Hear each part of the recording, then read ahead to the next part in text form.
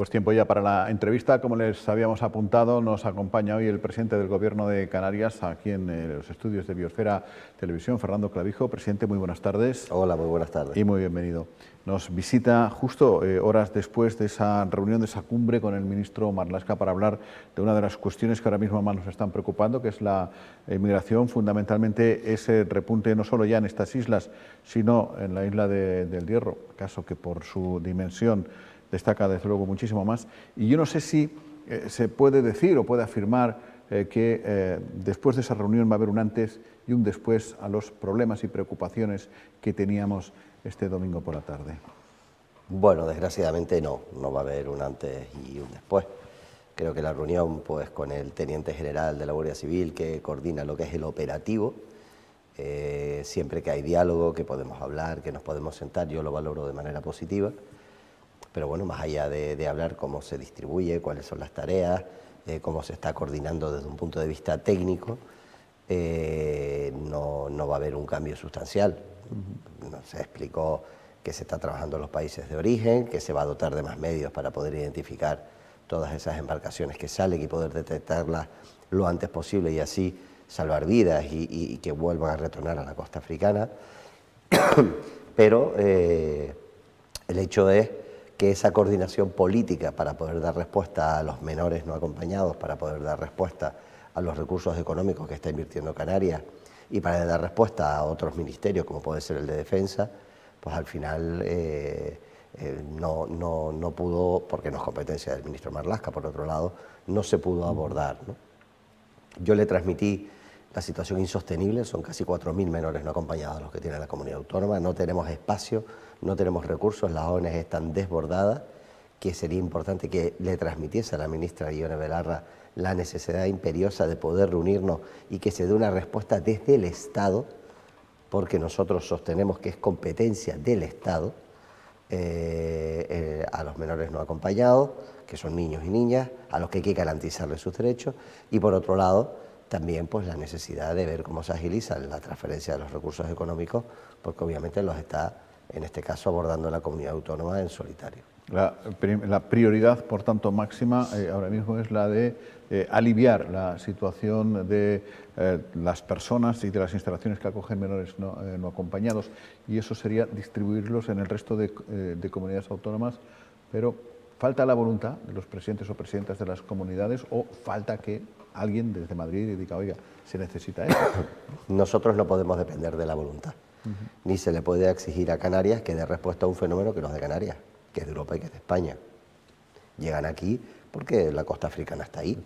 Luego no es la ley de menores, en su momento fue una ley que la tutela judicial se le enviaba, en este caso, se le asignaba a las comunidades autónomas, pues cuando se le retira la tutela a algunos padres porque no están atendiendo a los menores o porque hay un accidente y se queda el menor sin familiares directos o cercanos, pues en este caso asumen la tutela, pero estamos hablando de casos excepcionales, no estamos hablando de 4.000 menores, nos están llegando 100 menores diarios.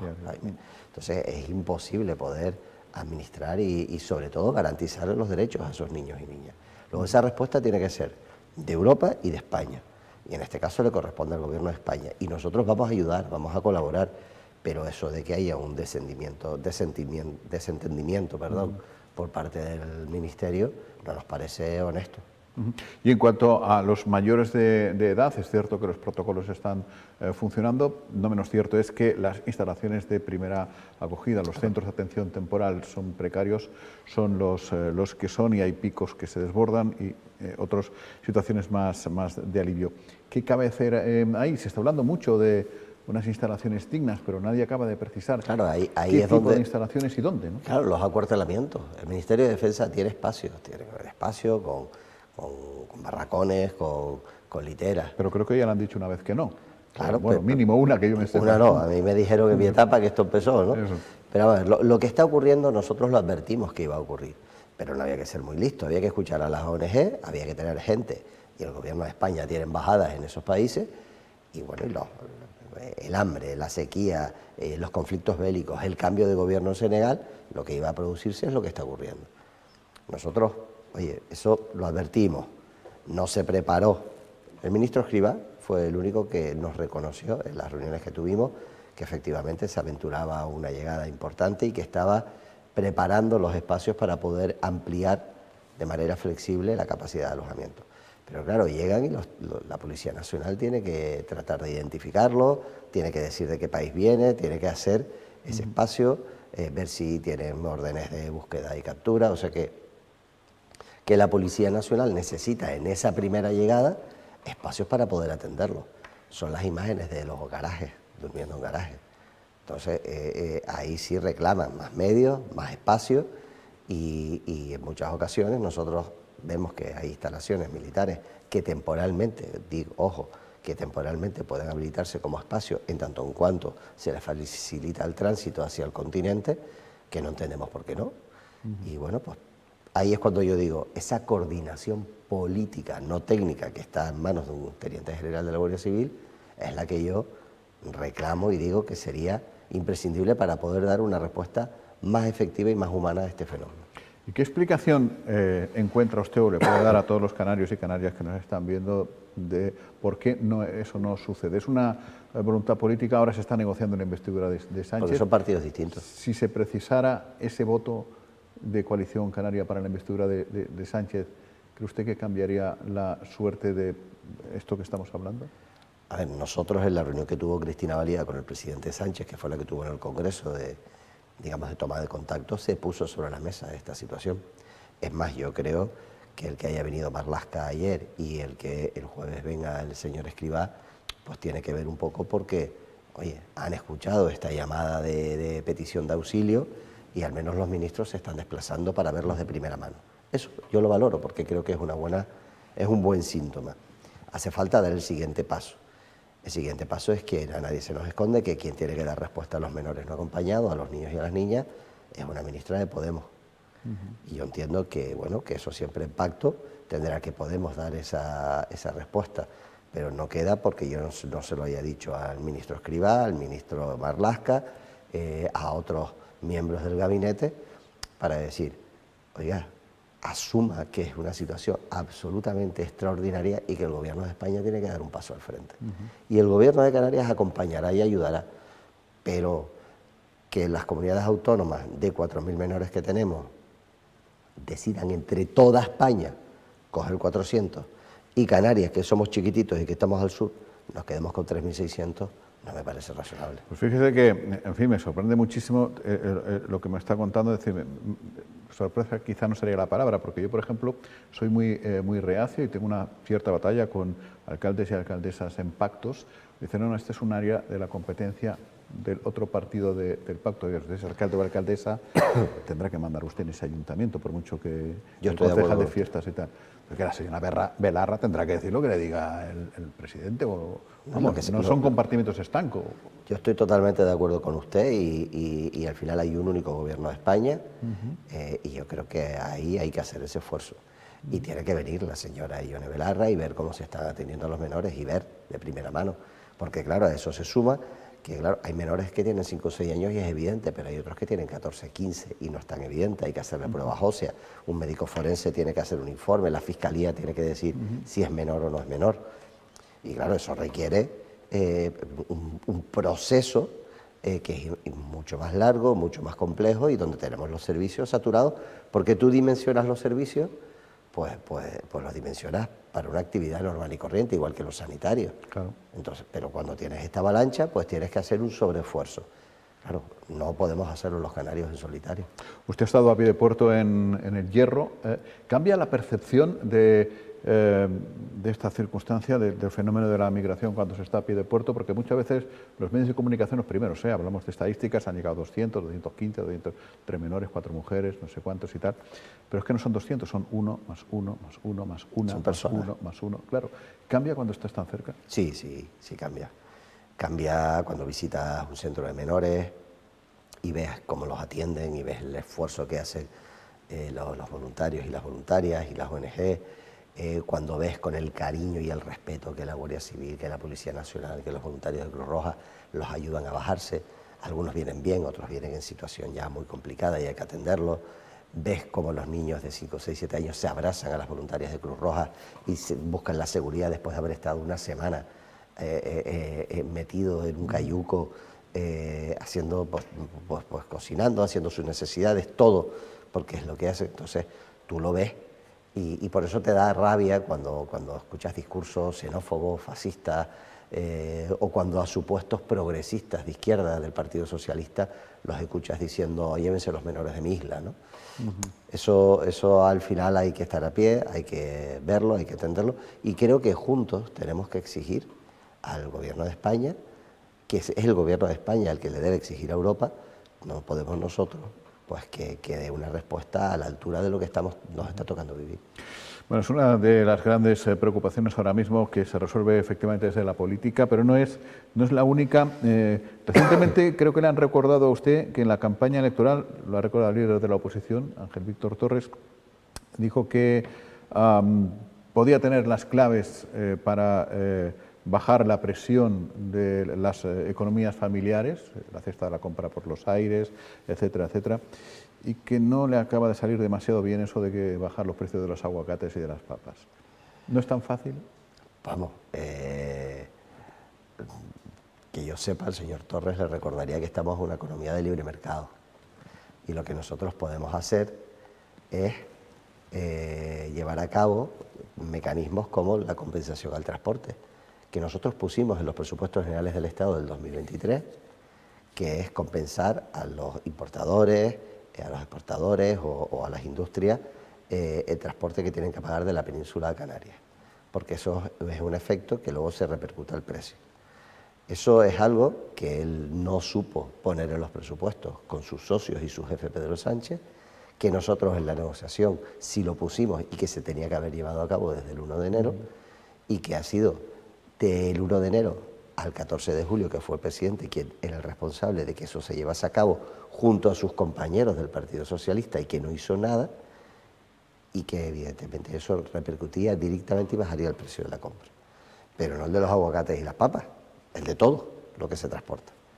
Y por otro lado, la rebaja fiscal, nosotros ya la hemos llevado a cabo, suprimiendo el impuesto de sucesiones y donaciones, y en el presupuesto del 2024 llevaremos rebajas fiscales, tanto en el IRPF, sobre todo en las rentas más bajas, como en el IGIC. Y estamos a la espera de que el Gobierno de España nos diga las transferencias a cuentas y las liquidaciones, en qué porcentaje de recursos vienen a Canarias, para poder dibujarlo. Si no, aprobaremos el presupuesto con unas rebajas fiscales y cuando tengamos la liquidación y el Estado nos informe, volveremos a bajar los impuestos. Pero desde luego es lo que nosotros estamos haciendo. Lo siguen teniendo, por tanto, en agenda, porque había alguna incertidumbre con la regla del gasto y este tipo de cosas, de si podrían ustedes o no cumplir con esa máxima electoral. Es que la regla de gasto no la ha fijado el Gobierno de España. Claro. Entonces, claro, nosotros estamos haciendo una regla de gasto, bueno, pues lo que te va a decir el Banco Central, el Banco de España, lo que te dice la Autoridad Fiscal Independiente, y con eso nos estamos haciendo un escenario. Pero tendrá una presión añadida también de sus compañeros de partido y de otros partidos de cabildos y ayuntamientos, porque una rebaja del IGIC son menos ingresos para las corporaciones locales. Lo que REF y afectaría si obviamente. Encima el remanente ya no lo pueden utilizar para no sé qué, igual. Claro, pues esas son las incógnitas que hay que despejar con la Hacienda. Es decir, si tenemos remanente y lo podemos usar, cuál va a ser la regla de gasto. Hay 4 reglas fiscales, que es la regla de gasto, no tener un endeudamiento superior al 13,1%, no tener déficit y estar en equilibrio fiscal y financiero. Canarias cumple los 3. Y si cumplimos y nos obligan a cumplir la regla de gasto, nos vamos a ver la obligación de no tener déficit, sino superávit, que era la discusión que manteníamos. Entonces, nosotros queremos poder entablar con el Gobierno de España una conversación para decir, oiga, yo no me endeudo, yo no tengo déficit, yo estoy en equilibrio económico-financiero, somos la comunidad menos endeudada de toda España, déjeme usted incumplir la regla de gasto, déjeme gastar lo que ingreso, porque eso es sanidad, es educación, es servicios sociales. Claro, toca decirles que efectivamente Lanzarote está esperando en que pueda cumplir con todos esos compromisos, ¿no? Claro, ese es el principal problema. Pero yo creo que sin apenas haber llegado a los 100 días, pues la realidad es que, no sé, igual yo hubiese sido un poco más prudente y paciente. De hecho, lo fuimos cuando nos fuimos a la oposición. Vamos, que no esperaba una oposición tan beligerante ya tan pronto. Es que empezaron a criticar a este gobierno antes de que surgiese y tomásemos posesión. Entonces, claro, o sea, exigir Cuando de los 10 meses, no llevamos 10 meses de año, tú has sido 7 presidentes y otros llevamos 3, exigir o hacer responsable de la subida del precio de la papa a un gobierno de Canarias, yo creo que raya lo ridículo, ¿no? Pero oye, a cada uno que siga la estrategia que quiere. Tenemos en Lanzarote un problema que usted conoce perfectamente y que incluso llegó a transmitir, al menos así lo trasladó luego a la prensa, a Su Majestad el Rey, que es el problema del agua. ¿Se están dando pasos para, hasta su gobierno, ha llegado algo concreto que podamos decir que en Lanzarote se está caminando hacia esa solución? Yo creo que después de 4 años de mirar para otro lado, Osvaldo, el nuevo presidente del Cabildo, ha cogido el toro por los cuernos. Y claro, cuando tienes al frente del gobierno insular, que es la institución más potente, una persona que tiene las cosas claras y que sabe lo que quiere y se tiene que hacer, es mucho más fácil. ¿Cuál es el problema? El problema que tenemos son dos. Primero, hay que declarar la emergencia. Hay determinadas obras que se tienen que hacer de manera emergente, porque en Lanzarote más de la mitad del agua que se produce se pierde por las tuberías. Es decir, todo en este momento se están tirando miles de euros al subsuelo. Miles y miles y miles de euros. De hecho, hay un ejemplo muy gráfico que yo he puesto estos días. Su gobierno ha habilitado 2 desaladoras portátiles a Lanzarote, de las que solo aprovecharemos el agua de una. En fin, porque la otra se va al subsuelo, tiene toda la razón. Por la otra será para ir tirando sí, el agua. Claro, entonces hay que hacer obras de mantenimiento. Este es un problema de que al final, como bien sabes, en Lanzarote el consorcio es de todos, es de los ayuntamientos, es del Cabildo, cuando es de todos no es de nadie, entonces cada uno, pero ahora hay que con valentía, y yo creo que Osvaldo tiene esa valentía y esa solvencia, hay que con valentía acometer. Claro, estamos hablando de unas inversiones en torno a los 300 millones de euros. Nosotros, yo quiero recordar que en el año 2018 pusimos en los presupuestos un plan de infraestructuras hidráulicas de 40 millones que ponía el Estado, 50 que ponía el Gobierno, en 10 años de 900 millones de euros, para poder acometer en esos 10 años todas las infraestructuras desaladoras, potabilizadoras, mejoras en la red para evitar las fugas o para evitar las pérdidas. Claro, cuando llegó el Gobierno socialista, no solo no nos transfirió lo que estaba en los presupuestos, sino que además se cargó de los presupuestos ese convenio. ¿Y por qué el Estado tiene la obligación de aportar dinero para las obras hidráulicas en Canarias? Porque en Canarias no hay presas ni hay trasvases. Y nosotros con nuestros impuestos sí pagamos los trasvases y las presas en la península. Entonces, al igual que tenemos un convenio de carreteras, porque no hay trenes ni carreteras de carácter nacional, porque claro, las carreteras acaban en la isla, la carretera no es de Andalucía a Valencia o de Valencia a Barcelona, que son carreteras del Estado. Entonces, ahí nosotros vamos a pelear para que esas partidas estén, pero así todo, esa declaración de emergencia, vamos a poner en los presupuestos dinero para que las obras que se puedan ir haciendo, Osvaldo cuente con fondos de la comunidad. ¿Y en el convenio de carreteras estamos ya con el reloj en hora? No, todavía falta.